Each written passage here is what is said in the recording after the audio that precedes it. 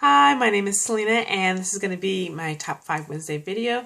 And Top 5 Wednesday was started by Lainey over at Ginger Reads Lainey. I'll leave a link to the Goodreads page down below, and you have access to that. You can also go to hashtag TW5Family for a whole other listing of people doing Top 5 Wednesday videos, and you can check those out. This week, the Top 5 Wednesday topic is Top 5 books that we've read thus far. So let's just get started. For me, coming in at number 5 is Because of Winn-Dixie by DiCammillo. I picked this up because my youngest sister told me that this was her favorite read, and so I wanted to read it, and I did, and I thought it was a very sweet tale, heartwarming tale, and it follows a young girl and her father, and her father is the new preacher in a small southern town, and within the first couple of pages of the book, she and the dog meet, and the dog becomes part of her family, but because of the dog and, adding this to her life, she gets to meet lots of new people and gets to be involved in their lives, gets to know kind of the urban legends and the myths that kind of circulated this town, and then also bring people together. And I thought it was a very sweet, very heartwarming story. Many people have already probably read this in school, but this book came probably around late after I've gone. I can't talk. What I'm trying to say is this book came to be read in schools after I had already left grade school. Wow. It's going to be that kind of video, guys. Sorry.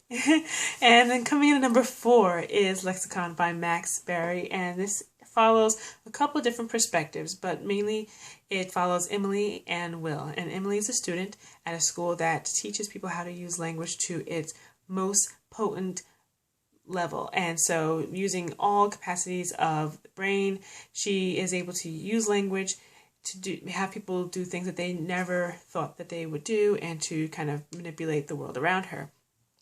And then the other character, Will, he is being pursued and chased and followed, and he has no idea why, but all we do know is that he survived some sort of catastrophic event that he wasn't supposed to have survived. So by following these two perspectives, we kind of get a story, but you get it in piecemeal because, again, with the multiple perspectives, but these characters are telling their story from different places.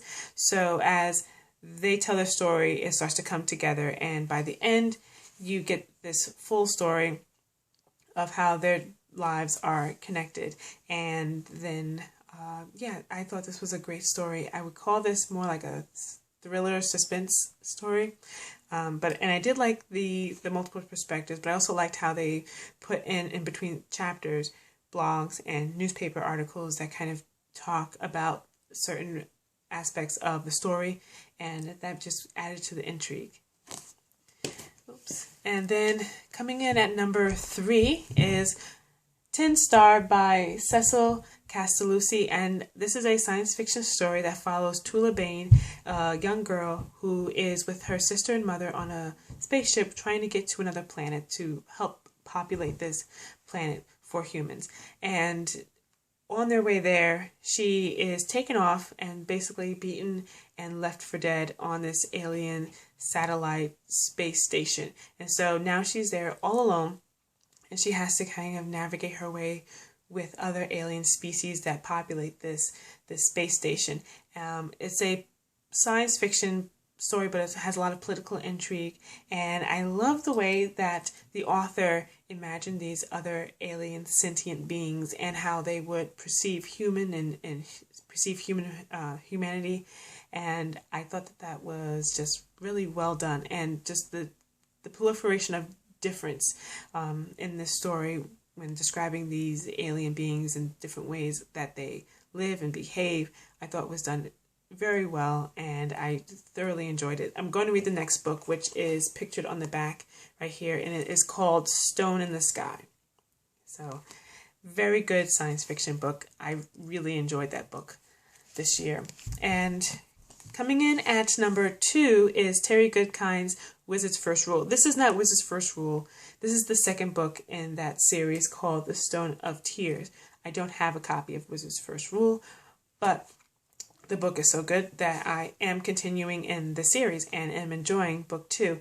Wizard's First Rule tells the story of Richard and how he becomes something known as the Seeker. And so because he is now deemed this person, he needs to go and fight the evil forces in a bordering land.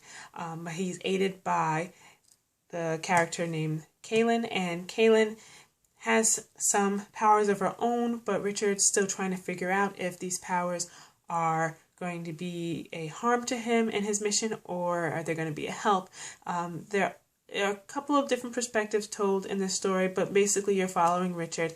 But it is a high fantasy story with all the high fantasy things that people who read this type of story like. But what Terry Goodkind does is that he kind of spins certain tropes on their head, and it keeps the story very, very interesting.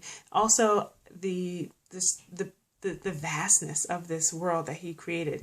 Like even after reading Wizard's First Rule, you feel like you have not plunged even just at all into this world. Like you can probably go deeper and deeper into just the magic system and the politics and stuff like that. Great book. And putting it down there. Number 1 is a nonfiction read. It's 84 Charing Cross Road by Helen Hanif, and it tells a story entirely in letters. Oops, that's a blank page, but here's another letter. Yeah, the whole story is written in letters, so it's an epistolary, well, not novel, but epistolary story.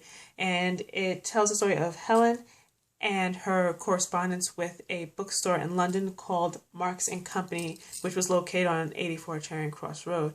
It starts off at the end of the 1940s during World War II, and it spans many, many years, ending in like the 1960s. And so because it spans so many years, we follow these people's lives as they get to know more about each other, and their love of books is kind of what drives their writing and their correspondence.